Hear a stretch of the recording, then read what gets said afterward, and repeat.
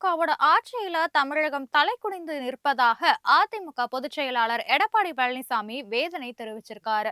அவர் வெளியிட்டுள்ள அறிக்கையில சரித்திர புத்தகங்கள்ல இடம்பெற்று இருக்கும் ஹிட்லர், முசோலினி, நீரோ போன்ற சர்வாதிகாரோடைய மொத்த உருவமாக தமிழக முதல்வர் திகழ்வதாக விமர்சித்திருக்காரு. கடந்த 56 மாதங்களாக தனது ஆட்சியில காவல்துறையை ஏவல் துறையா முதலமைச்சர் மாற்றி வைத்திருப்பதால தான் சட்டம் ஒழுங்கு சந்தி சிரிக்குதுன்னு விமர்சித்திருக்காரு. தமிழகத்துல பெண்களுக்கு எங்குமே பாதுகாப்பு இல்லாத சூழல்ல ரோம் நகரம் பற்றி எரியும் போது நீரோ மன்னன் பிடில் வாசித்தது போல ஆளும் கட்சியினர் மகளிர் மாநாடு நடத்துறாங்கன்னு எடப்பாடி பழனிசாமி நையாண்டி பண்ணிருக்காரு.